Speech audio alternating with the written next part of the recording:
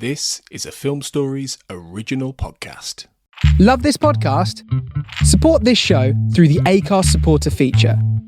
It's up to you how much you give, and there's no regular commitment.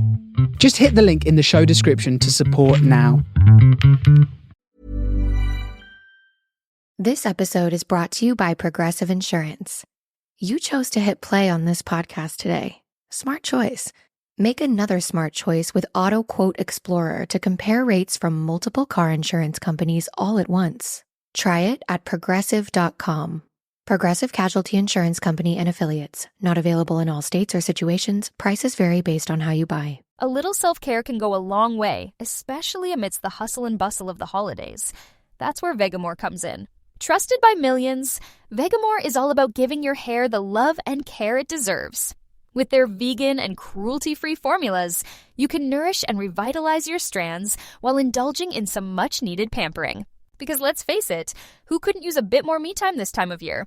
Go to vegamore.com/ACAST, code ACAST. That's vegamor.com/ACAST, code ACAST. Hey, I'm Ryan Reynolds. Recently, I asked Mint Mobile's legal team if big wireless companies are allowed to raise prices due to inflation. They said yes. And then when I asked if raising prices technically violates those onerous two-year contracts, they said, "What the f*** are you talking about, you insane Hollywood ass?" So to recap, we're cutting the price of Mint Unlimited from $30 a month to just $15 a month. Give it a try at mintmobile.com/switch. $45 upfront payment equivalent to $15 per month. New customers on first 3-month plan only. Taxes and fees extra. Speed slower above 40 gigabytes. See details.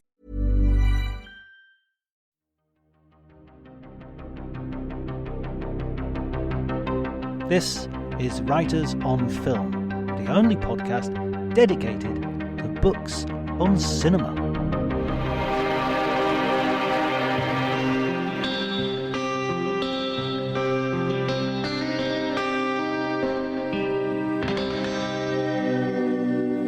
Hi everybody and welcome to Writers on Film. My name is John Bleasdale. I'm a writer and film critic, and today I'm going to be talking to Tony Black, who is the author of numerous books. But today we're going to be talking books about Star Trek and about TV shows and myth.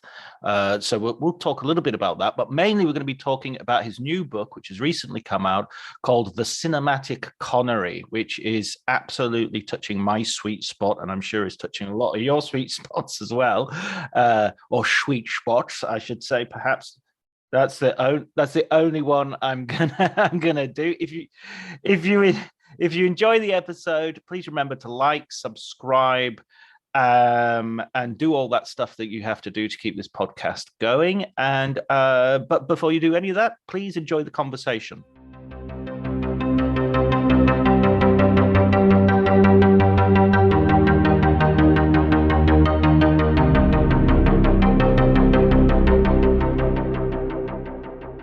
I grew up in the 90s, so by that point he was a bit of a cinematic emeritus figure. You know, he was the big superstar, but he was doing various different things like The Rock or, you know, Entrapment and all of these big blockbuster movies that, you know, Indiana Jones and The Last Crusade in the late 80s, stuff like that. That was huge. And he was one of those marquee names with, you know, you get over a poster. And I think I actually discovered him there before I discovered James Bond, you know, him as James Bond, really, anyway.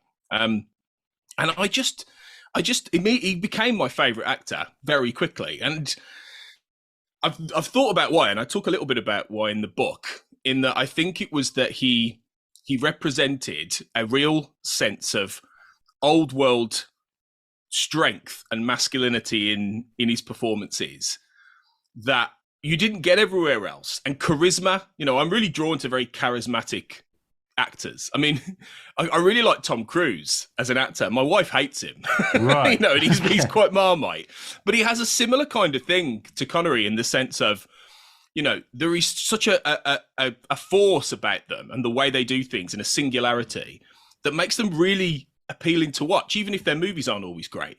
So I think I just loved his films, or most of his films anyway, and I just really liked the way he performed, and I think it's just stuck with me all the way through, even though he stopped making films when I was relatively young, you know? So I think that was it, really. Yeah, it's funny that I'm trying to think of where my relationship with him started. Certainly, I mean, I was growing up in the 80s. So, Roger Moore was my cinematic Bond. Yeah, same. Connery was the TV Bond. I don't think I've ever seen a Connery Bond on the big screen. But I think the film that I really loved that he did was Outland. I think that was the film that I remember seeing, the science fiction Peter Hyam film. 1981, that was. Yeah. And you compare it to Alien in your book, which is which I think is a fair cop. Yeah, I think they're very different films, obviously, but I think they could live in the same universe because they both represent this very cold capitalist future for humanity. And Connery's like an old, it was based heavily on High Noon. High Noon was the big inspiration point for Outland. And Connery is very much that old classic Western character who he's going to fight the bad guys. Literally the ending is him waiting for the bad guys to come and try and kill him and him have to try and battle them. And it's that I love that. And I think that fits very well in that cold futuristic sci-fi lens. And I wish he'd made more films like that, to be honest, and that's the thing with him. He did so many different genres and so many different movies. You could never really pigeonhole him into one thing, even despite Bond. But I'd love to have seen him do more of that kind of stuff, really, because that Outland's very good film. I think your book's really interesting from the point of view that, I think I know a lot about Sean Connery. I've read a biography. I remember going to Scotland once with my mum and dad when I was like a kid, when I was like 8 or 9, and I was reading this Sean Connery paperback biography, really sort of thin one, really not particularly, something just culled from newspaper interviews and stuff. Yeah. And they were sort of like, we're on holiday, we're in Scotland, and I was like, yeah, but I'm reading about Sean Connery, so I'm kind of in there. You're on brand there. Yeah, exactly. Yeah. But your book, there were certain aspects of his life that I hadn't previously sort of appreciated, and one of them is the points you make that he kind of comes to Bond, and he's already quite a good actor. He's already had a hell of a lot of experience. Yeah, and he's been a jobbing actor for the better part of a decade, really, in terms of television, and he's done a lot of TV. He's done a lot of TV movies. There's one where there was a TV movie called Blood Money in the US. It was about a boxer, and it was written by Rod Serling, who went on to write The Twilight Zone, mid-50s, and it's adapted for the UK. And Connery plays the boxer. This is late 50s. Sadly, it doesn't survive anymore because they used to wipe the tapes, back in the day, which is I know it's gutting because so much great stuff was lost, But there's some audio that was found about 10 years ago that you can hear, and the stills and things like that. So he did a lot of that. He did some theatre, he did like Anna Karenina on stage. He did Macbeth, as well. And years later, he tried to get a Macbeth movie mounted, which Connery's Macbeth on screen would have been marvellous, I think, or marvellous. Would have been brilliant. You're only allowed one. You've had your one there. Right, I've had my one. Okay. It's got to be done.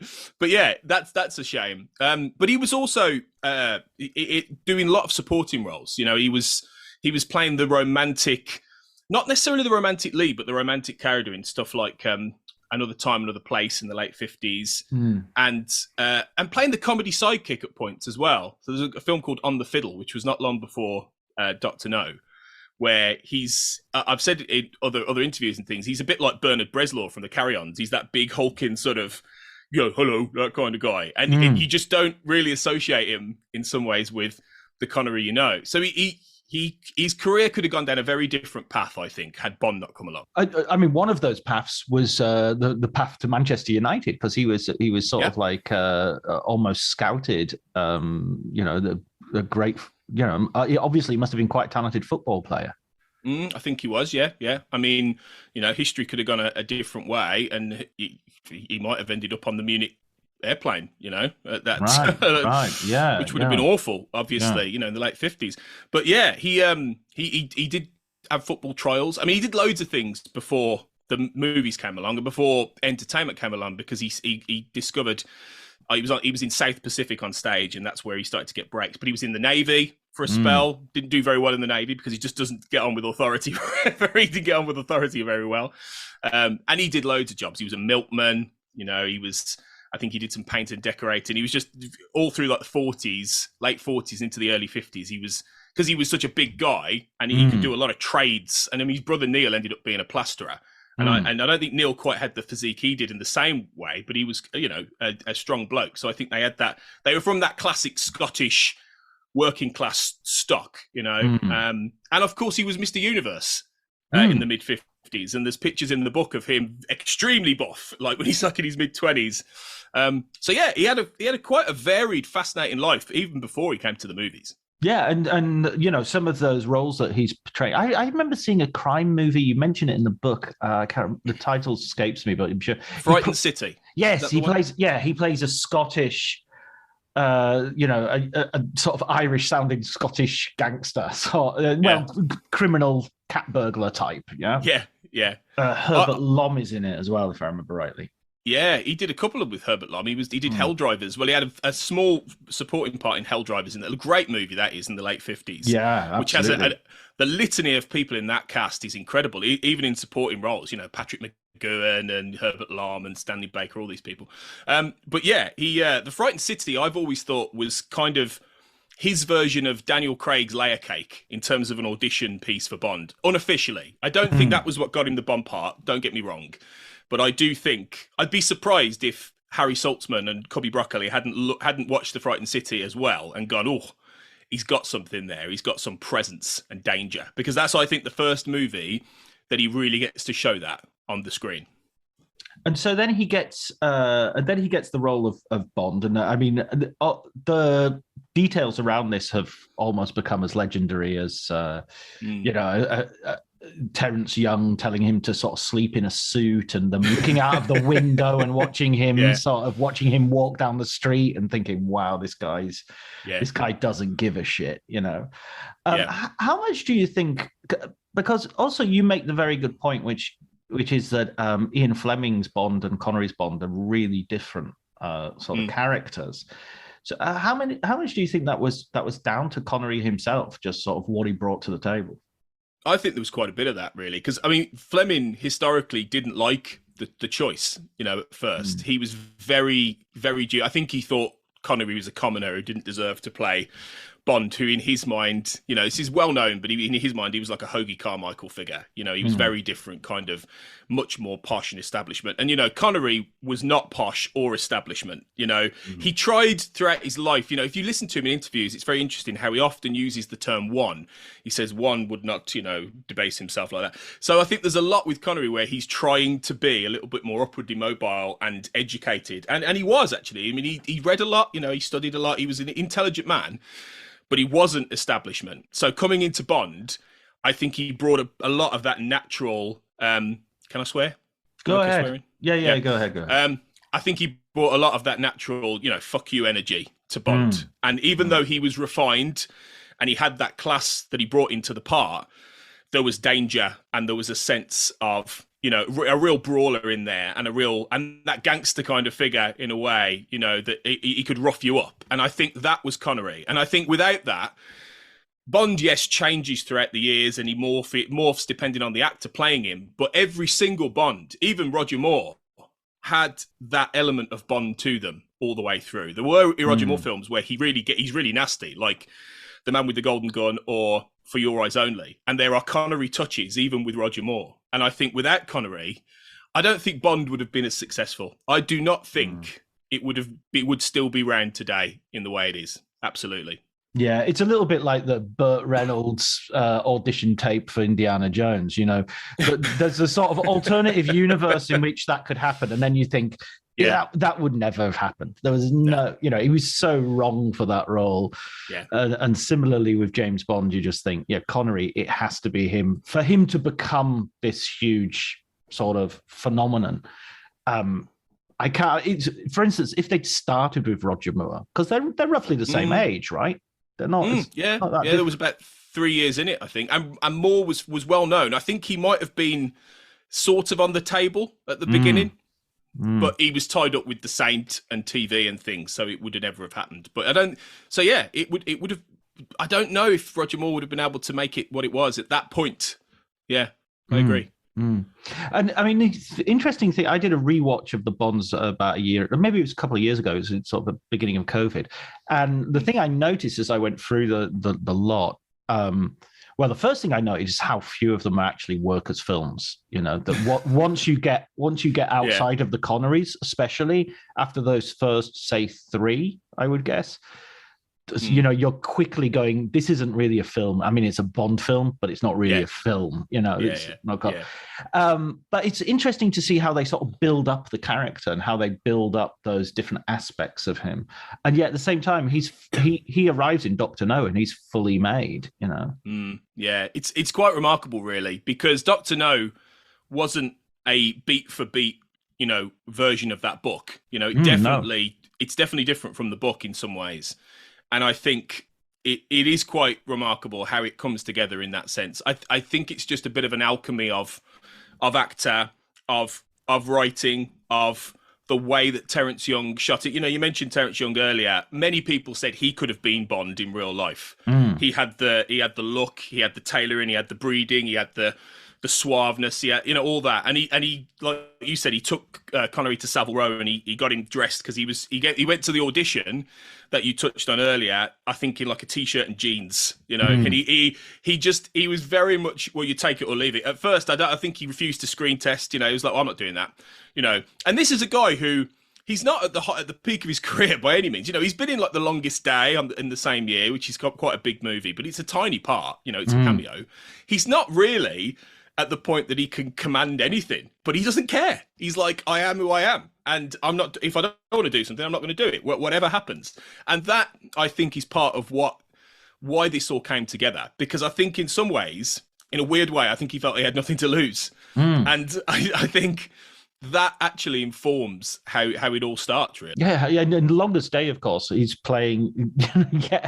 He's playing like an Irish guy, isn't he? Was he playing an Irish guy in The Frightened City as well? Oh, do you know he could have been? I think he was. I think he's like a Paddy or something. I mean, it's literally. Oh yeah, he is. Paddy Damien is his name, I think. In that, yeah. So yeah, I think he was an Irish guy. Not that you'd know. To be fair, no, of course not. I mean, heaven forbid. I did a video. I should. I'll link to it in the show notes. But I did a video, very amateurish video, called "Around the World with Sean Connery," and it just goes to all his different accents, which are exactly the same accent. Yeah, do link that. That sounds funny. Yeah. Talking. I mean, the thing. I was just thinking when you were talking about the class aspect, which I think is really fascinating, because I remember the scene. I think it's in Goldfinger where he sort of discusses the different brandy or the different wine with, and M is sitting next to him and he's like, shut up, Bond. It's like stop showing off. And it's just a really funny scene. And I think the humor of it is that actually these upper class people, with the exception of Terence Young, perhaps, aren't really that necessarily that knowledgeable about all this stuff. I mean, Ian Fleming was famously a rotten cook and really had no taste whatsoever in terms of drink and what he would do is he would write to people who, a famous food critic and say, okay, Bond's going to have a meal. What should he have? And they would give him this information and he'd write it into the book because he wasn't a connoisseur at all. Yeah. I didn't know that, actually. No, that's a good fact about Fleming. Yeah, I think, it's weird how the Bond films are a strange combination of lots of different things. There is, as you say, that clash between the class system and the fact you have these people who aren't necessarily upper class themselves making it. But you've also got the Anglo-American aspect in that the two producers of the movies are both Americans. Cubby Broccoli could not be more Italian-American if he tried, and that whole lineage that it comes from is not at all the British establishment and the upper class. And I think that's why it works. I think that's why it's so distinctive, because it is a real combination. The glitz and the glamour. And, you see it particularly in Goldfinger, as you said. He's extremely American. If you'd made this in a British style at this time, purely British style, it would have been really pompous. It would have been really stiff, I think. And it wouldn't have nearly had the sexiness and the swagger of that. That I always think it's that Mad Men era of America, where everyone is dressed really well. There's just a real confidence in that sort of boom era of America in the early 60s. And it bleeds into Bond, and it brews up with Connery's pure machismo, sex appeal. The fact that it triggers a movement almost equivalent to Beatlemania. Bondmania has been written about. James Chapman, who has wrote brilliant books about Bond, written brilliant books about Bond. He talks about Bondmania at the time, and Connery was being mobbed like the Beatles were in the mid 60s. I don't know if you saw Edgar Wright's Last Night in Soho. Yes, with a thunderball sort of. Do you remember that? Yeah. The brilliant shot of the thunderball poster, emblazoning a Soho cinema. And it's an amazing shot. Thomasin McKenzie walks out and she sees this. And Connery's there, on one knee with a big harpoon in his hand. And it's like, that's what it was like. He was huge. And it was everywhere. So I think that is a major reason why it took off, because it had all of these elements that weren't just about one upper class system being reinforced. Yeah, it's absolutely sort of a breakthrough. And of course, there's the escapism as well of, the amount of travel and how we forget today in our the years of Ryanair and EasyJet. but you watch a Bond movie and him just walking through an airport is enough to cue the John Barry music. It's like, look, he's in an airport, so he's going to the moon or something. Yeah. They ought to try that these days with people walking through Heathrow, and loop some John Barry over it. Wouldn't have the same effect, would it? No. As we all go the crocodile queues and But yeah, I think that exoticism definitely was a part of why this worked. People were able to dream of going to the Bahamas or going to, Venice and all of these amazing places. I do think that's one thing that Bond has managed to keep and keep recapturing. I think even in the new movies, many of them, in No Time to Die recently, there was that beautiful Matera in Italy, that city that's like a stepped city. I mean, it's gorgeous. And you think, oh man, to drive an Aston Martin around there would be incredible. And so it's kept that exoticism and glamour that was absolutely there at the beginning with Connery in his films. Yeah, absolutely. Yeah, the globe trotting and the sort of the postcard locales and everything. And in between the Bond films, he's already sort of trying to, it's almost from the very beginning he starts to sort of try to stretch himself, try to get out there, try to make it about, as you said in the book, it make sure that he's not losing Connery the actor to Bond the character. The one film that really stands out in that period is the Alfred Hitchcock Marnie, which is a very, very strange film. Yeah, it's quite strange. I think it's because it's obviously a classic Hitchcock in the sense it's about a blonde who is, in a difficult situation with very controlling men around, and there's an element of mystery. But it's a real, I think looking back on it now, there have been some really interesting takes about how controversial some of these subjects are, in Marnie. And Connery is, during this period, he makes a few films where he's playing off this Bond persona that he now has and trying to shake it off. With Marnie, he's playing this quite toxic masculine man who's got Tippi Hedren, in his headlights. In Woman of Straw, which is a much less well-made melodrama, really, in the same year by Basil Dearden, he plays the nephew of Ralph Richardson's, wealthy British man, and he's caught in a web of seduction and intrigue with Gina Lollobrigida, who at that time was huge, and he plays second fiddle to her, really, and it's a bit of a rubbish part, but he's very suave in that. He's well tailored, and then Irving Kershner's A Fine Madness in about 1965-66. I think I really don't like this film, and Connery's performance in it he's fine, but he's playing an awful man. Like he's a tormented writer who is so up his own backside, to wonder he can see daylight. And it's billed as a farcical comedy, but I don't think it didn't work for me personally. But in all of these things, he's playing variations on in all of them. There are glamorous women. There are, he's caught in a web of sex and all this kind of thing. And he's not Bond, and he's not trying to be Bond, but at the same time, he can't quite escape it. And it feels like all these other roles that he's being cast in outside of Bond are everyone who are making these films have one eye on the fact that Sean Connery is James Bond, and they can't quite lose that. And I think it drives him mad. I think it's partly one of the things that leads him to have such frustration and antipathy with Bond by the time you get to the mid to late 60s, because by then he's really had enough. And I think a lot of it is that he really wants to be. In his heart, I think Connery was a character actor. And I think I think stardom and that big screen charisma prevented him truly being that. But I think what he really wanted to be was a really respected, variable actor who did lots of different things. And I think he did that, but I don't think he ever quite got the acclaim. And the start of the 60s, you really see him trying to make that break, I think. Yeah, I mean, those films that you mentioned, I've not seen The Woman of Straw. I have seen Fine Madness and obviously Marnie I've seen. Fine Madness is a bin fire of a film. It's so weird. It is. Such a weird film. But it's similar with Marnie, where when I first watched Marnie, I didn't watch it thinking, oh, look at Sean Connery, he's playing a really toxic character. I saw it as, wow, they made the male hero go in a weird direction. I saw it being he's the hero, and because this was the period where there was a fairly constant sort of trope of male leads sort of boasting of themselves being, male chauvinist pig and proud of it, and where it's that sort of playboy generation where we're supposed to go.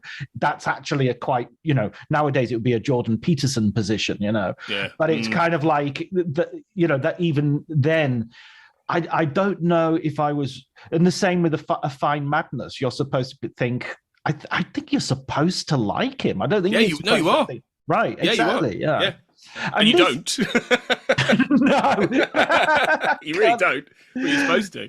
Oh, it's such a badly, poorly conceived film. That, from every angle. It's kind of like that. If he doesn't beat you, he doesn't love you. Sort of philosophy. It's awful. Yeah. And this sort of keys into something else that you bring up, and because your book isn't biographical, you make that point very clear. This, you trace his career rather than his life, rather than his marriages and his family and stuff like that. You give it, you mention it, but you don't. And of course, one of the controversies you don't shy away from is that the infamous interview he gave with Playboy, where he talked about his attitude towards slapping women. How did you? I mean, that becomes that also means that when you watch something like a Fine Madness, you're sort of thinking there's no distance between him and the character necessarily. I know, and it is one of the things that that interview haunted him a little bit throughout his career. It came back up in the early 80s, I think, with an interview with Barbara Walters on TV. I think it came back up again in the 90s at some point. But I make a point at the end of the book of openly wondering how Connery would have done had he been maybe 10, 15 years younger and he was still around and he was maybe still making films. How would he have survived the Me Too era? And I'm not sure that he would, because I mean, even after he died, there were one or two really vitriolic pieces calling him out as a bully and an abusive husband, because there were reports that he'd hit his wife, Diane Calento back in the 60s and all this kind of thing. And I mean, that interview essentially spells out that his philosophy was, a woman needs a slap if she's not in line. Now, I wouldn't call myself a feminist, John, to be honest. I'm not going to be one of those guys who says that. But equally, I find that hard to square with the Connery that I do like as a performer. Those aspects are repellent to me. I do think that. But I really do think in these kind of instances, and I'm not defending him, but I think we have to put it in the context of the era. And I think we have to think at that time, those comments would maybe have been a bit controversial, but they wouldn't have been considered like they are today. And where I think we do cast people in one particular light based on what they say, when human beings are quite complex. And I don't think he should be defended for that, but I do think that maybe historically there was more of an understanding, and I think this may be something we've lost today, in that comments exist within the time period they're made in. And I think that's maybe one of the reasons why his career was never destroyed by this and never tarnished by it in the way I think it would be today. And I think in some ways, I wonder if it was part of him saying that was part of him building up this masculine persona that he was very well known for in the movies. You know, I don't necessarily think it was calculated and he did it on purpose to help his career, but I do think there was an image of Bond that, and there was the audiences found a real difficulty in delineating Connery and Bond. You know, he would have people shout at him, Mr. Bond, on the street, and it drove him mad because he's like, I'm Sean Connery. And I think maybe there was that element of, you know, he does an interview for a magazine like Playboy, and there is maybe a readership that expects certain things. I think it's complex, and I think it's a really difficult one, that whole interview. Yeah, absolutely. And I think, you know, I mean, in the end, I go with what my dad used to say, where, you know, I like football, I don't particularly like footballers. And yeah, I mean, I find it very easy to you know, to watch actors who I disagree with and who maybe have done things that I really don't like. I think it is important to have an eye on the context, and I think you're right, the Playboy magazine, and I think to some extent even the Barbara Walters interview, he's kind of gets his back up a bit, because it's like, you know, how dare you talk to me like that? You know, and God damn it, I've done it again. You've done two. You broke your own rule there, John. Okay, I'll tell you what, let's just do the rest of the podcast in Sean Connery voices. That works for me. Yeah. You're too good. You're too good. How long could we sustain it? That's the question. Who could know? I'm not sure. Yeah, about 10 seconds. Yeah, there we exactly. go. I thought, I'm spent. Yeah, no, I think it is a complicated thing. I don't see any need to, like, for instance, one of my guests from a few weeks back, Hannah Flint, mentioned the fact that she tweeted when Sean Connery died, R.I.P. Sean Connery. He was one of my favorite actors with some problematic, you know, views about women. And she was like, I got so much vitriol for that. And I think, you know, I think it's wrong. I think you don't deserve to get that. I think it's right to say, I don't, you know, it's not about destroying careers or canceling people or anything like that, because I don't really think that actually happens anyway. But it's more about, it's just about looking at people in the context of their times, but also, you know, saying what you don't like. You know, anyway, let's move on from that. It's what you say though about it being a part of that masculine persona, and he's to some degree perhaps playing up to it. I think that's interesting. I think that's definitely something that I suspect is true, that's his sort of. Did you remember? Did you used to see him on Around with Alice? That was one of my abiding memories of Sean Connery. No, do you remember Around with Alice? Okay, I don't. He used to appear quite often. I'm sure you can find them on YouTube. This was if people don't know, this was a BBC show where celebrities would play golf with Peter Sallis or Peter Alice, I think. Okay. And he would do this quite a lot. And the thing that was funny was, obviously the whole point was where they're conducting a bit of an interview as they're playing golf. And the hilarious thing was, he was always so concentrated on the golf. He was like, shut up about that. I'm playing up. I've got to make this one for a birdie. You know? Well, golf, I think he loved golf more than anything. Like, yeah. I mean, that doesn't surprise me. Golf was his number one thing, you know. So for he would when he went on that show, I'm sure it was like, well, I'm going to play golf. You can ask me things, but like that's not the point of this exercise. Yeah, the point is to exactly. play golf. Exactly. It's a really I used to really love watching them, and it's also I need to find those. Yeah, I'm sure they're on, and it also is the origin of one of my favorite Sean Connery stories, where I think Joe Cornish said this on the Adam and Joe show, but it's a story about a guy going caddying for him just during a normal game. He's just going around and he's caddying him, and after, like a charity game or something, and after they start getting on with each other quite well, and so he sort of builds up his confidence, and so he says to Connery at one point, "Oh, you know, my dad does a really good impersonation of you." And Connery just turned to him and says, "Your dad sounds like an asshole." That doesn't surprise me either. Yeah.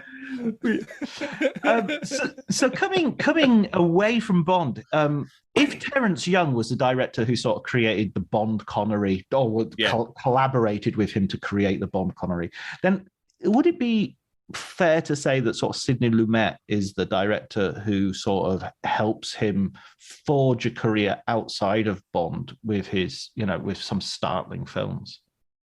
I think there is an argument for that. I mean, he collaborates with Sidney Lumet 4 or 5 times over the space of 25 years, nearly. Right. The majority of the films they do are in the 70s. They do The Hill in 1965. They do the Anderson tapes in 1971. They do the Offence in 1973, and then Murder on the Orient Express in 1974. And then Family Business in 1989. So there's a bit of a gap there. Right. So it wasn't necessarily I wouldn't necessarily say it was a De Niro Scorsese kind of thing in quite that way.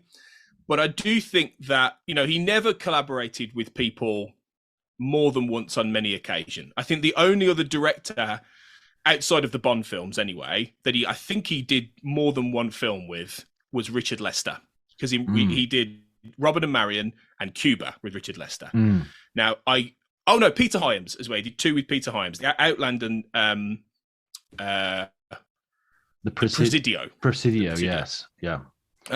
But he very rarely would do. There might be 1 or 2 examples as well where he did maybe 2 films, but that was it. Sidney Lumet he did many more with, and I think they had a shorthand in a relationship that I think Lumet considered Connery the greatest actor of that era, I think, or one of them. And I think and every film they made was different. It wasn't that they just rinsed and repeated. But what he did in each of those films was that he found different registers for Connery to play in. And particularly, I'd say in The Hill and The Offence, which are the 2 best of their collaborations. Because Murder on the Orient Express, Connery's part of an ensemble. That's more Albert Finney's film, really, than anything else. And in Family Business, he also has Dustin Hoffman in there, Matthew Broderick, so he's part of a 3-hander. Whereas, and the Anderson tapes is the one that isn't that good, really, but I don't think. But The Hill and The Offence, he strips back all of what we know Connery to be, essentially. He makes him a harder, far less charismatic, often, especially in The Offence, a deeply problematic individual. The Offence, I think, is his best role. And in terms of acting, his best film. Not necessarily the best film he was in, but it's his best movie as a performer, because he has to go to a place he's never been before, and honestly, he never goes again in his career. In terms of playing this detective who he goes up against a horrific murderer and starts to see in himself traits that are repulsive and disturbing, and he sort of loses his mind throughout doing it. And it's such a great, powerful piece based on a play by John Hopkins. And I think, and The Hill, obviously, The Hill really is an inspiration for things like Stanley Kubrick and Full Metal Jacket, Platoon, those kind of war films that really get under the fingernails of how traumatizing war can be on soldiers, on individuals. And I think what Lumet saw in Connery was that, yes, he has charisma. Yes, he has that presence, but he could also go to places that people don't associate Connery to go to. and he really gets there in a lot of these films. And I think Connery really appreciated the fact that Lumet was willing to invest in him in that way. You know, and he tried, like I say, he tried it with lots of other directors throughout his career, but I think so many of them ended up going back in some ways to the well of Bond, whereas Lumet didn't do that always. Lumet always tried to find what else Connery could do, and I think that's why he kept going back to him. Yeah, absolutely. I mean, I think what Lumet manages to do with him is sort of taps in to that anger that that is there even with Bond. You know, there is that sort of there's a bit in James Bond movies where Connery sort of narrows his eyes, and you think, good God, you know, you really believe he could kill people. There's no, you know, Roger Moore. It's kind of like when he kills people, it's a bit like, what? Really? You killed that guy? But with Connery, it's like, oh, I could imagine his face as he strangled me. You know, he'd strangled me with his bare hands. Yeah. And I wouldn't mind. No, I'm joking. Of course, I mean, I'd welcome it. I think the Anderson tapes, I would actually go out to bat a little bit for the Anderson tapes. It just has, it's a good, for me, it's a great heist film. It doesn't quite decide how it wants, you know, heist is usually a film that's sort of like, usually pitched as a comedy, and this isn't really that. But it doesn't really it doesn't have any real dramatic heft either. But I think it really works as a sort of just a technically good, you know, and it's got a young Christopher Walken in his first screen role, as you point out in the book. That's true. And, you know, Connery coming out of the prison at the beginning, it's just like, wow, it just has that 70s great feel to it, I feel. Yeah, that's true. It very much does, yeah. No, maybe I'm being a bit unfair. I mean, what Anderson Tapes definitely was a bit ahead of its time in terms of some of the ideas about surveillance. You know, it's a bit of a precursor to the conversation. Ready to pop the question? The jewelers at BlueNile.com have got sparkle down to a science with beautiful lab-grown diamonds worthy of your most brilliant moments. Their lab-grown diamonds are independently graded and guaranteed identical to natural diamonds, and they're ready to ship to your door. Go to BlueNile.com and use promo code LISTEN to get $50 off your purchase of $500 or more. That's code LISTEN at BlueNile.com for $50 off. BlueNile.com, code LISTEN. This episode is brought to you by Progressive Insurance. You chose to hit play on this podcast today. Smart choice. Make another smart choice with Auto Quote Explorer to compare rates from multiple car insurance companies all at once. Try it at Progressive.com. Progressive Casualty Insurance Company and Affiliates. Not available in all states or situations. Prices vary based on how you buy. From Coppola a few years later, which I think does a lot of the same stuff better in many ways. But yeah, maybe I'm being a bit unfair. But yeah, I think Family Business isn't super successful, but I think every film he makes with Lumet is interesting. If some of them are great and the rest are interesting. And I don't think any director quite got out of him what he did. But it was interesting how all the different directors he does work with more than once did try and do different things, you know. And I think, but I do wonder why he didn't go back to more people. And I think maybe there were points where he just didn't get on with them. You know, I think he worked on a movie and he's like, I'm not working with him again. Yeah, I don't think he was ever directed by a woman either. I think it was always men. Which is understandable in the sense that, you know, very few female directors were working really throughout those decades. But certainly not in the kind of films Connery was making. No, but, yeah, in the 70s, there was like Elaine May was basically... Elaine May. You know, there's Ida Lupino in the 50s and Elaine May in the 70s. And I think there weren't very many at all. Catherine Bigelow in the 80s, I guess. But, you know... Yeah. Yeah, but there were very few, so he wouldn't have had those opportunities. But it would have been fascinating to see what would have happened if he had been directed by a woman. I think. But yeah, I think John Huston gets a great performance out of him in The Man Who Would Be King. I think again, but which is a blend of Bond and the other kind of things he was doing. So yeah. I think that the man who would be king, one of the surprise whenever I rewatch that is how funny he is, and I mean, obviously he works brilliantly with Kane, but tell him my gorge is rising. It's sort of like, it's just so funny, and it's so about masculinity again with that, and a sort of homoeroticism. He ends up sort of dressing up as Alexander the Great, and I mean, like, just that fact where they offer him a woman or a boy, and he gets disgusted by it. But it's just like, man, you're spending all your time with Michael Caine. You know what I mean? That's your absolutely, yeah. It's a real shame. Well, there's two things out of that's a shame. It's a shame he didn't do more with Caine, because obviously they were great mates throughout their whole life. And I mean, have you ever seen the clip? I think it's at the 1989 Oscars, where he, Caine, and Roger Moore present an award, and the banter between them on stage is glorious. It's just so nice to stay. They're just clearly three mates, and I do think that it's that chemistry in The Man Who Will Be King is brilliant between those two. It's just a shame they didn't do more. But I also think it's a real shame that Connery didn't get to do more comedy, because he didn't do that a lot. But whenever he did sneak it in to his movies, he was so good. I mean, particularly the one that stands out, I think, for a lot of people is Indiana Jones and the Last Crusade, because he's so funny in that film, and he does transform from this quirky little bookish, massively different character that you would ever expect Connery to play, to by the end he's on a horse and he's Connery again, basically, and he's like, right, let's go, and he does do that transformation, but he's so funny, and I just would love and then in The Rock, then one-liners that he brings in. Dick Clement and Ian LaFrennais from Porridge, and a lot of great, but he brings them in for so many films to just write him these brilliant one-liners. He even in Never Say Never Again gets them to put in the joke about can you fill this beaker? Oh, what, from here? From Porridge, which is he gets them to recycle that for Never Say Never Again from Porridge, and he nails it. Maybe not quite as well as Ronnie Barker did, but he nails it. I wish he'd been able to genuinely just stick him in a comedy and let him rip, because I think he would have been brilliant. Well, that's what I think. I mean, I'm sorry to hark back to Bond, but that's what I think. His Bonds are so much funnier than Roger Moore's. Roger Moore's Bonds are silly, and that's not the same thing as funny.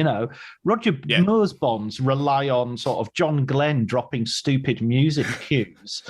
Or a pigeon doing a double take. That kind of thing. Absolutely. Some guy looking at a bottle of wine and then back at the hovercraft.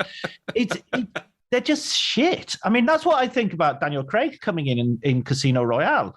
They're actually, he gets unfairly sort of painted with this idea that his films are humorless.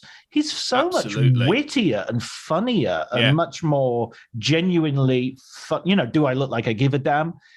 Is a much funnier line than anything you would have in, But as you say, I mean, Indiana Jones, I should have mailed it to the Marx Brothers. It's brilliant. Yeah. What a line. It's so good. She talks in her sleep, which he improvised. The whole scene where he finds out he's there, how do you know she was a Nazi? He improvised that line, and they all just cried with laughter on the set, and Spielberg went, that's staying, that's brilliant.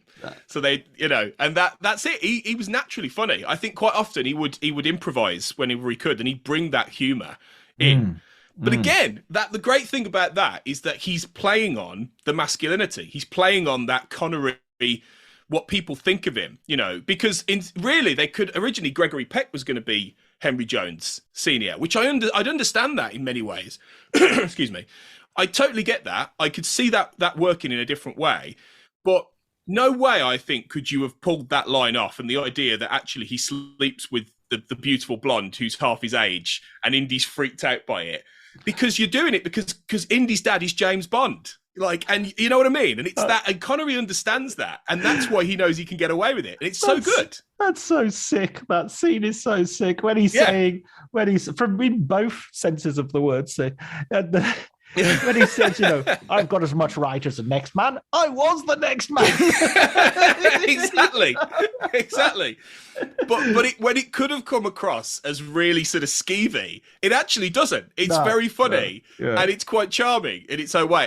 And very few actors could have pulled that off, which is again why I think he would have been able to sell actual comedy and being in a movie like that, which he never really does. I don't think he's brave enough. I don't think he thinks he can do it. Right. And he's never really in a film that goes fully into that comic persona, which is a shame. Yeah. I mean, I think it's not broadly comic, but I think he's always there's always wit to his character, and I think one of the films where he shows that very, very well, and again maybe a little bit underrated, The Russia House, of John le Carré. His character there, Barley Blair, is just so he's got that scene with like Ken Russell, I think, is has a cameo in it, and they're sort of Ken Russell's in quite a bit of it, to be fair. Ken Russell's got more to do than I thought he would in that film. Yeah, absolutely. Yeah. And they're kind of funny together. There's a real, I really like him in that film. I think he's really good, and I think he pulls off the sort of May to September romance with Michelle Pfeiffer very well. I mean, and also, it's Michelle Pfeiffer and Sean Connery. They're two movie stars, so why wouldn't they? Absolutely. I think 10 years later he's finding that harder to do with Catherine Zeta-Jones. Really, I think by then it's a bit of a stretch. But yeah, in the early 90s, when he still didn't really look his age quite to the same extent. Absolutely, yeah, he makes it work. Yeah, I mean, I was shocked. We're talking about age. I was shocked when you said, Diamonds Are Forever. He was 40, and I was like, Jesus Christ, he looks like he's 50 in Diamonds Are Forever. He looks awful. It's weird because he actually looks way better 10 years later when he makes Never Say Never Again. He looks so much more youthful, and those weren't his greatest years in terms of how he looked. Yeah, of course, right. That's my. I have seen a Connery Bond at the cinema. There you go. Never Say Never Again. I saw that. At the cinema. You saw that? Oh, fantastic. Yeah. So, I remember liking it, but then again, I was a kid, so what did I know? I was at that age where anything that was on the cinema was good. I remember, I think the first film, which was also stars Sean Connery, that I sat in, and I must have been like 16, 17, and I was watching it, and I just suddenly went, is this bad? Can that happen? Can they actually release a bad film? And it was Highlander 2. Oh my God! The answer's yes, John. Do you know what? Right. The thing is, actually, and I do hate to say this, but he made a lot of bad movies. Like he really did. Outside of the Bonds, he did. Like if you go through his whole career, as I have done, then there are a lot of films that people don't really remember for good reason. Things like Ransom, which was a film in the mid-70s where he plays a hostage negotiator. And it's rubbish. Things like there's a film called The Next Man in the mid-70s as well, aka The Arab Conspiracy, which is like a geopolitical thriller. Not very good. There's loads of examples of this throughout his career. And Highlander 2: The Quickening, which, I mean, to be fair, he was barely in it, and I think he said, like, pay me $1 million and I'll do 20 minutes work and then I'm going, and he did. But I think he didn't always have the greatest choices. I think he was always compelling. I don't think there were many films where he's not compelling to watch, but a lot of the ultimate final package of a lot of these films, they're not great movies. And it's really interesting to see that. And it's surprising actually, because you'd assume he'd have this amazing body of work, and he doesn't. He has these fantastic movies at points. He has these iconic roles, but he has a lot of experimental stuff or things that are much more under the radar that just fundamentally don't work. And I think he always went into these things or came out of them as well thinking, I tried it. But audiences so often would reject it. I mean, he makes one in 1982, which is a really weird year for Sean Connery. He makes two movies that are so off the track now. 5 Days, One Summer, where he's in the Alps with his brother's daughter, I think, and it's a bit of an incestual love affair, and it's just really, really strange. Fred Zinnemann's last movie. Or Wrong is Right, aka The Man with the Deadly Lens, it's a bit ahead of its time. Richard Brooks film, a bit of a war satire, about the Middle East, where he plays a cameraman, an American cameraman, news reporter, but he's miscast, And so there were lots of these things that he did that when you watch them, they just don't hold together, sadly. Where do you put Zardoz in that sort of spectrum? Zardoz is in its own universe, John. Right. Far in the future. far in the future. I think Zardoz is how do you describe Zardoz? I mean, it's the ultimate Connery experimentation. The irony is that there's so many examples of how he turned down roles because he didn't understand them. He went, "Oh, I'm not playing Gandalf. I don't understand the script." Morpheus or the architect in the Matrix? No, I don't understand the script. Yet he makes Zardoz with John Boorman, and I mean, I think what he was drawn to were the ideas that Boorman has in that film, really, but the ultimate expression of it is a curate's egg. I think it's fair to say Zardoz. It's infamous more now for the image of him in a big red nappy and a big sash, holding a big gun with a big mustache. I think the joke there is that that's the infamous image, but he's also in a wedding dress in that film as well. So the fact that there's an even more crazy image of him that just goes unnoticed is kind of funny as well. I think there was an eccentricity about him in a way that didn't always come through. I mean, much later, and it's obviously much more of a corporate movie, but he makes The Avengers, the remake, which is, pilloried by many people for good reason. But in that scene, he's playing like a Bond villain, essentially. But he dresses at one point in a bear costume, and he's having like a conversation with lots of scientists who he's it's that classic Bond scene that you get a bunch of scientists around the room, and he says, "This is my evil plan." And then, "Anyone object?" And then one guy goes, "I object." And then he kills him, basically. It's that scene. But they're all dressed as a bear, basically. So, it's really, really odd. And I think at times, I just think he liked to do these really eccentric moments and just play with that, really, just to say. And I think Boorman's a great filmmaker, and Zardoz is extremely strange and eccentric, and he didn't really understand science fiction, to be fair. Connery, he admitted that. He said he never really got sci-fi, but I think he liked the idea of something like Zardoz, Yeah, no, absolutely. I mean, I've got a lot of affection for that film just because it's so freaking crazy. It's just like, and I mean, you quote him in your book saying sort of like, I read the script twice and I was right. I was in immediately, And it was like, was the script the same as the film? Because I can't see that on paper being, I guess you don't have the costumes in front of you, but he said, no, I mean, this is a guy who is famous for being absolutely, a bit of a pain in the ass on set and everything.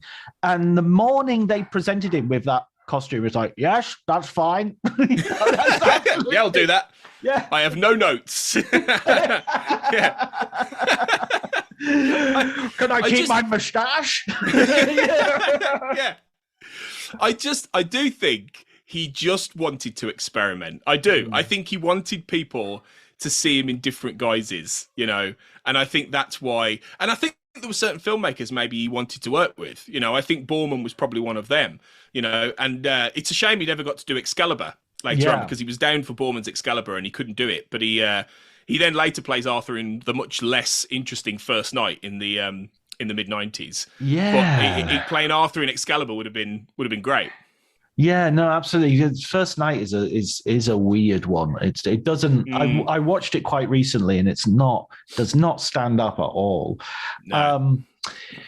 Also, it was sort of the years when Richard Gere was sort of thrashing about trying to find what he wanted to do. Yeah. I mean, I think there is that thing that I got from reading your book, and this was one of the things that sort of surprised me. I started to think he's kind of like a closet intellectual. At one point he says, his favorite filmmaker is Ingmar Bergman, and Cries and Whispers. I went to see Cries and Whispers, and I was transfixed. I couldn't, the 2 hours went, and I was totally absorbed, and I thought about this film loads. And if you put a gun to my head and say Sean Connery's favorite filmmaker and favorite film, I would not say Cries and Whispers in a million years. And you have the same thing. He's preparing to do Name of the Rose, the Umberto Eco adaptation. Yeah. And he reads Aristotle, and he reads he's going into stuff, and he's trying to I just get that feeling of, again, going back to Bond and his brandy, he's actually had to make the effort to acquire this taste, to acquire these interests. And in some ways that means that they're more deeply held and more knowledgeable than maybe people who've just been born into that world, If you'll always be that milkman from Edinburgh in your head. So, when you're reading Aristotle, you're still reading it thinking, I used to deliver milk in Edinburgh. Now look at me, Now look at me. I think you're right. I think he really aspired to more. I think he really did. He did study, he did learn. He was quite, I think in some ways, he was quite an introvert in a way. I think he didn't want the limelight. I think he did like to be left alone. I think he did enjoy reading. I think he was the persona that he had, to be fair, on screen and off screen. I don't think there was too much of a difference, but I think the only difference was he did aspire for that intellectualism. And when you hear him talk, he is quite thoughtful about how he speaks. He doesn't just throw things out there.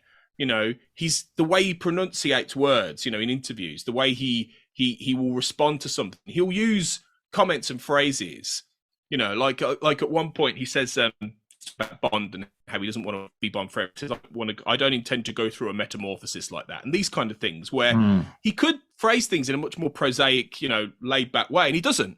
And I think people forget that about Connery, and that he was educated. He was quite well read.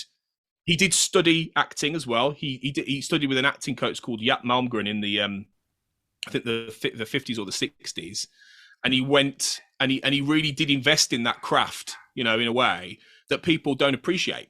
And I think that's partly why he was able to bring a physicality and a visual sense of performance, as well as his, he was quite open about the fact that his accent and his voice was never going to change, and that he wasn't suddenly going to be doing a deep South drawl, or this kind of thing, because he knows he couldn't do it, and he's been quite open about that. But I think the other elements of his performance, the way he moved, the way he held himself, I think he did study that, and I think he did think about that and consider that, and I think that's one of the reasons he's so magnetic on screen in many of his performances.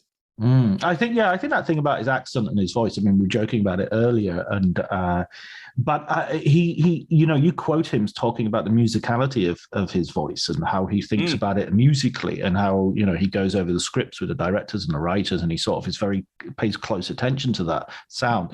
And when it comes to his accent, it's like, oh well, if they're worrying about that, they're not interested in the character, so I don't care, And it's I think that really I think that really makes sense. I really love Richard Burton, another great actor who's made a pile of questionable films, and he's he appears in films like The Klansman, sort of approximating some sort of, as you say, Southern drawl. And yet it's still always Richard Burton, and he would be, technically you would regard Richard Burton maybe as a much more accomplished actor, but I see Burton and Connery actually in quite a similar sort of way. I'm always watching a Burton movie. I'm never like, I'm never watching. He never disappears into the character for me. Do you know another actor who I think forms a bit of a triumvirate in terms of actually the England, the UK, I should say, in that way? Richard Harris, because I think if you look at the three of them, there are similarities in the sense that they all have very magnetic personalities. There are aspects of who they are in real life that bleed into the performances. Burton famously was considered for Bond, for Dr. No, and it didn't happen. I think probably the right choice ultimately. But if you look at Burton especially, but Harris too, they never quite had that star power that Connery did at his height, because they both burned out too fast. Yes, Harris lived longer than Burton, granted, but he wasn't super old. And in the end, the years of excess and partying and drinking and the hard lives that they lived, the tempestuous lives that those two lived, their stars shone hugely brightly. They had their peaks in terms of careers. They were really respected. They gave these really fascinating performances, but in the end, they couldn't sustain it, really. Whereas Connery lived to a ripe old age. Yes, he retired about 20 years before he died. But I think had he chosen not to, I think he would have been making films for years after, and I think his star power would have continued. And I think that the difference was that Connery actually did lead a relatively conservative life in terms of drugs, alcohol, that kind of thing. I don't think he really did much of that. He had affairs, he had, there was a sexual aspect to his life, I think, and that kind of thing. But I think he didn't quite have that flame out sensibility. He was married to his first wife, for a shorter time, but his second wife he was married to for like 40 odd years, and I think he had a stability that I think Burton and Harris never had.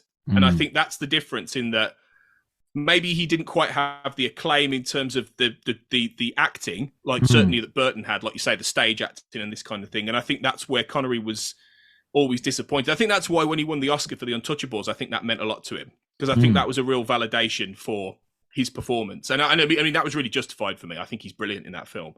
That's one of his best performances. But I think that side of it maybe eluded him a little. But I just find it interesting that there are certain actors in that era working at the same time. I mean, he makes the Molly Maguires with Richard Harris, which isn't a good film, but they're great on screen together. Again, I disagree. I love the Molly Maguire. Well, I don't love it. Do you like? I think it's a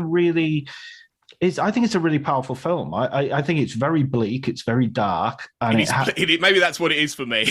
Yeah, it's dark and bleak, I mean, it's just one of those subjects that you don't get much. I mean, you compare it in your book. You compare it to Shalako in terms of just not as a film, because it's a totally different film, but in terms of the historical period that it's going in.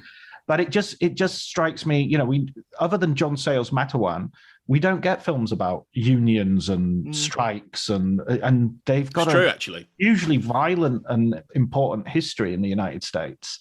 And the Molly Maguires, I think, is a really, and I just love the idea of betrayal and friendship in that is so.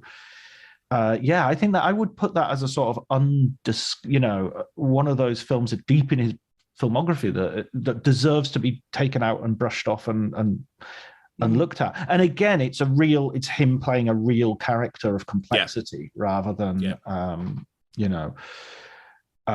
which as we've learned from this conversation, he's kind of does more often than not, really, even if the film doesn't necessarily stand up to it. Yeah, and he's good in that, absolutely. But there are certain actors like Harris. That I wish he'd worked with more. I'd love to have seen him with Burton on screen. That would have been amazing. He should have been in. He should have been in The Wild Geese, shouldn't he? If he'd been in Wild Geese, if he'd been a sergeant major in The Wild Geese. Yeah. That would have been great, wouldn't it? Yeah. Moore, absolutely. Connery, Harris, Burton. I'll get Kane in there as well. Yeah, all of them. Get the 5. Wow, that's a film. Oh yeah. I mean, he was in an ensemble, wasn't he? He was in A Bridge Too Far, and he has a relatively sized part in that. But again, that wasn't the same. He needs to be one of these classic old war films with the big actors in that way. Yeah. Absolutely. So, I mean, I've just mentioned the Molly Maguires as a film that is there a film you'd like to recommend that you think people haven't quite seen enough of with Connery? I would probably, I mean, to be honest, I've kind of mentioned it already, but I think The Offence is one that I think people must try and seek out for the reasons I've said. To be honest, the other one that I think is not as well known anymore, and I think is a lovely film with a truly beautiful score by John Barry, is Robin and Marion. Because Robin and Marion... Richard Lester film, right. Richard Lester film, 1976. And, Connery's quite well known for his cameo at the end of Robin Hood, Prince of Thieves, where he swaggers on as King Richard and steals the film at the very end. But he played Robin Hood, years before that. But he plays a middle-aged Robin Hood. And the beautiful thing about Robin and Marion is that him and Marion have been apart for years. Marion's had this horrible loveless marriage to the Sheriff of Nottingham, and he comes back from the Crusades, similar to Prince of Thieves, but he's obviously Kevin Costner's younger in that film. But he comes back and he rekindles that love with Marion. But he's older, he's more measured, but he has that real Connery charm on screen, but it has that element of that he knows his youth is behind him. And it's one of the first, for me, it's one of the first films where he's playing that Connery persona in real middle age. And I love that for it. He's got not much hair on top, he's got a grey beard, but he's funny, he's charming, and it's not a brilliant film, don't get me wrong, but it's It is lovely, and he's opposite Audrey Hepburn, who's a great middle-aged Marion. Robert Shaw is the Sheriff of Nottingham. It's a really good cast. You know, Ian Holmes in there, King John. I would recommend that. I definitely would. I think there's a lot to enjoy, and as I say, John Barry's best to contain something. So, yeah, that's the one. There's a real palate cleanser that could be if you watch The Offence first. To be honest. Yeah. I mean, and we haven't even mentioned Highlander, which which is kind of you make the point. I think it's a good one that he's sort of entering into his sort of mentor stage of his career, where he will be the older guy who tells the younger guy the lay of the land. You know. Yeah. And he just does that for years then. He just rinses and repeats that for up until basically he retires in 2003 with the League of Extraordinary Gentlemen. He's basically playing in almost every film the same kind of role, the mentor in various different guises, which is fine. I think the last great performance, in fact, another one I'd recommend is Finding Forrester in 2000 by Gus Van Sant. I think he's brilliant in that, and it's a shame that wasn't his last performance, because I think on so many levels it would have been a perfect final role for Connery, in that he plays a Scot, a reclusive, grumpy Scot who rediscovers his zest for life through a relationship with a young black writer in New York, and I think it's a gorgeous film, and I think he's so good in that, and I think he's playing himself in no small degree. So yeah, that is another one I think people should watch for sure. Excellent. Listen, Tony, you mentioned earlier before we started recording that you'd written another couple of books. So I just want to briefly let's go through those. You've written A Cultural History of Star Trek. Yes, Star Trek History and Us, which is all about the history of Star Trek when it comes on in the mid-60s, and it tracks it through all of the social cultural changes that Star Trek sort of reflects. So it's things like how the original series in the 60s affects the Vietnam War, about how it discusses that within the show, and the anxiety about that, civil rights as well, obviously, with the Nichelle Nichols character in there, and the first interracial kiss in the show, and things like this.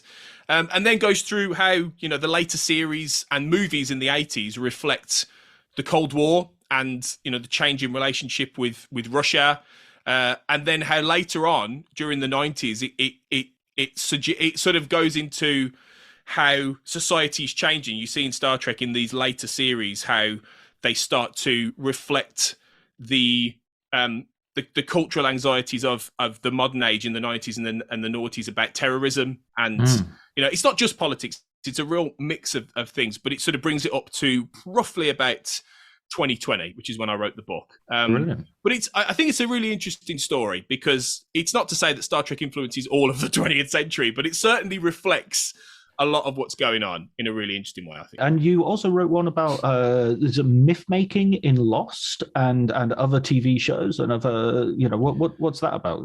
So this is called Myth Building in Modern Media, and it's more of a book about the mythologies within TV shows. So The X-Files was the first show to coin something called the myth arc, which is where you create within a universe, within a story, a sense of an in-universe mythology of, you know, a backstory as well, about a broader world going on behind the scenes, and how that influences the stories that are being told. And in that book, there's a lot of weaving in Joseph Campbell's sense of the monomyth as well, which is all about how archetypal characters and stories weave into the way mythologies are made. And I try and make the point that I think these modern TV shows and certain movie franchises, well, like Marvel, the Marvel Cinematic Universe, have actually created what I'd call the mono-myth arc, which is all about bringing all of these archetypes, like the hero's journey and the saving the princess from the evil father figure, and all of these kind of things that Joseph Campbell writes about in his brilliant book, The Hero with a Thousand Faces,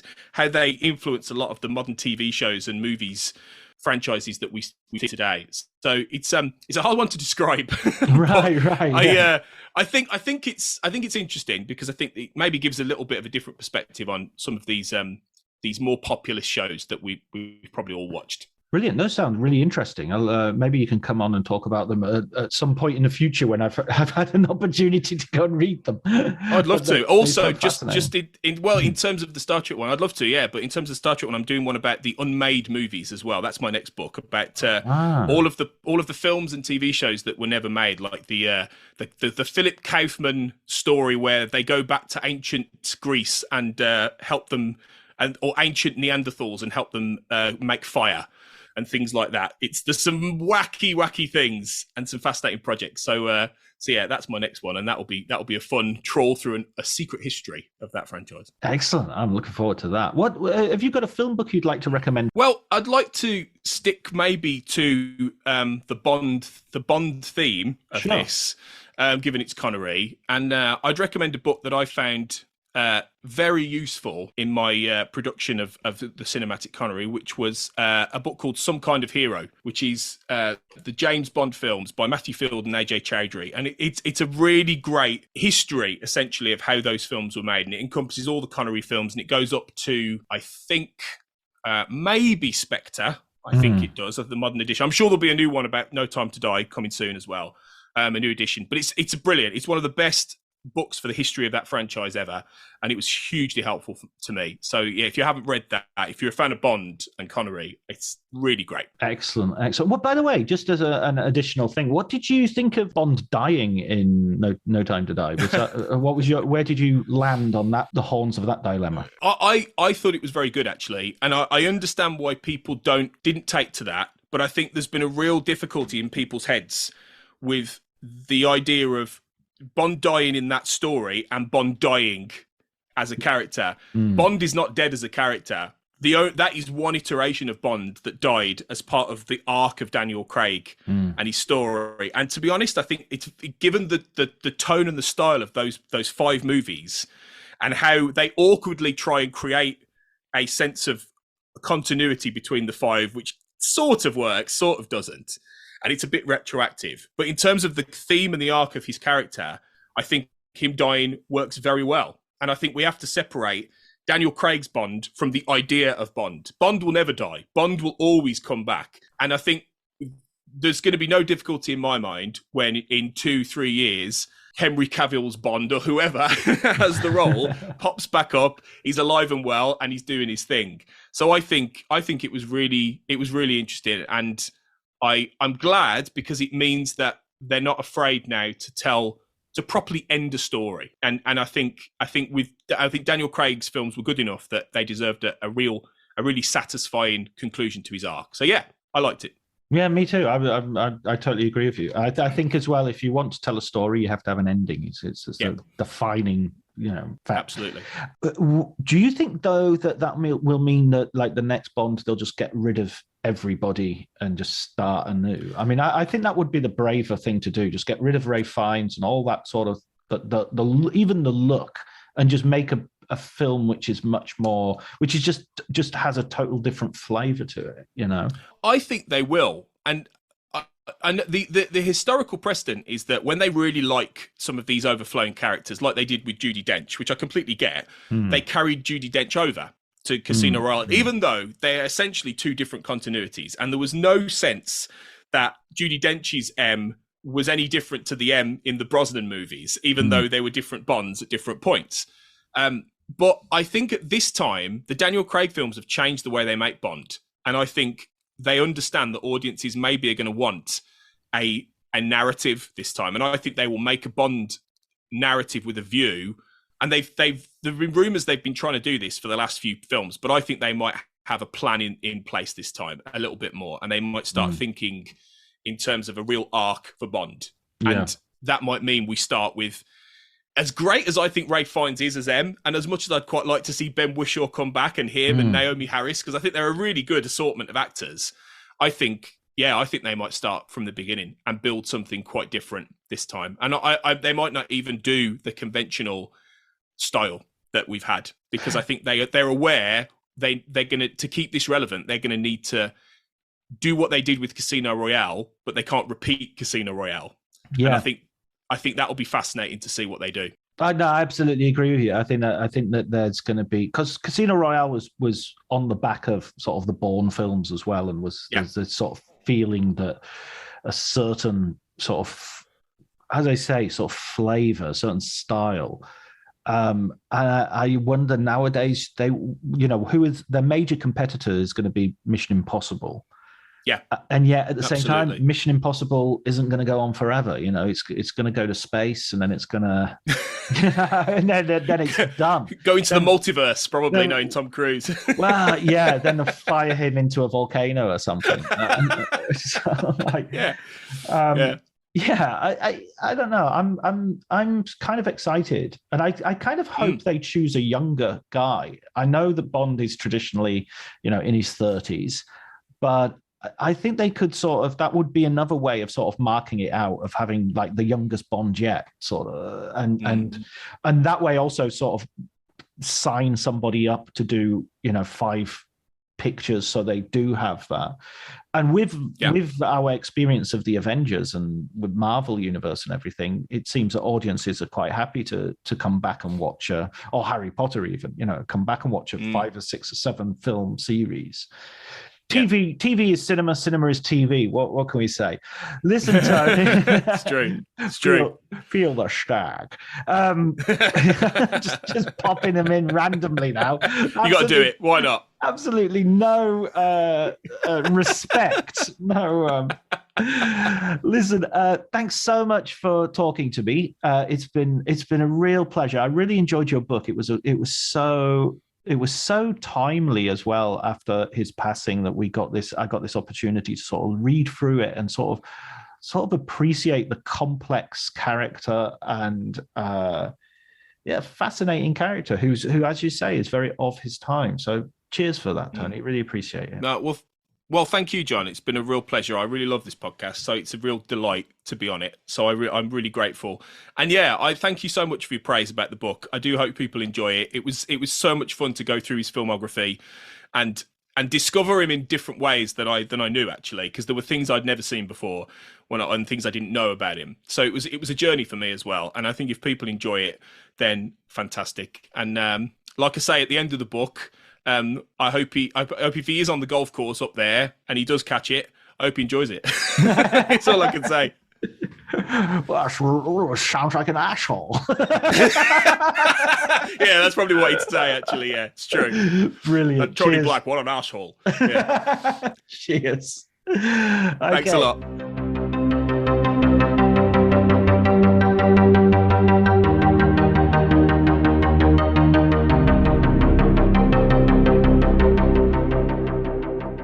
Tape, as you know. So that was my conversation with Tony Black. I hope you enjoyed it as much as we obviously did, especially our Sean Connery impersonations, which I think you will agree were like having Mr. Connery in the room.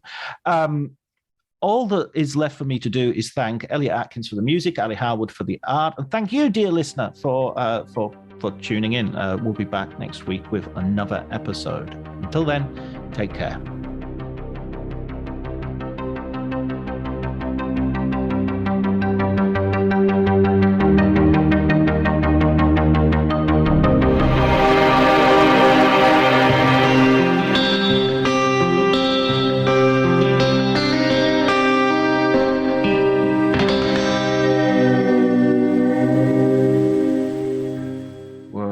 Getting good at those.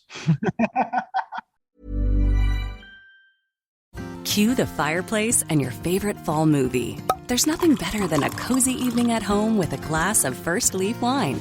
First Leaf is a personalized wine club that delivers right to your door. Sounds magical, right? They get to know your favorite tasting notes, which varietals you enjoy, and whether you prefer sweet or dry wines. So in every shipment, you get bottles tailored to your unique palate. Go to tryfirstleaf.com/fall to get your first 6 wines for just $44.95 with free shipping. This episode is brought to you by Progressive Insurance. Fiscally responsible, financial geniuses, monetary magicians. These are things people say about drivers who switch their car insurance to Progressive and save hundreds. Visit Progressive.com to see if you could save. Progressive Casualty Insurance Company and Affiliates. Potential savings will vary, not available in all states or situations. My dad works in B2B marketing. He came by my school for career day and said he was a big ROAS man. Then he told everyone how much he loved calculating his return on ad spend. My friends still laugh at me to this day. Not everyone gets B2B, but with LinkedIn, you'll be able to reach people who do. Get a $100 credit on your next ad campaign. Go to linkedin.com/results to claim your credit. That's linkedin.com/results. Terms and conditions apply. LinkedIn, the place to be, to be.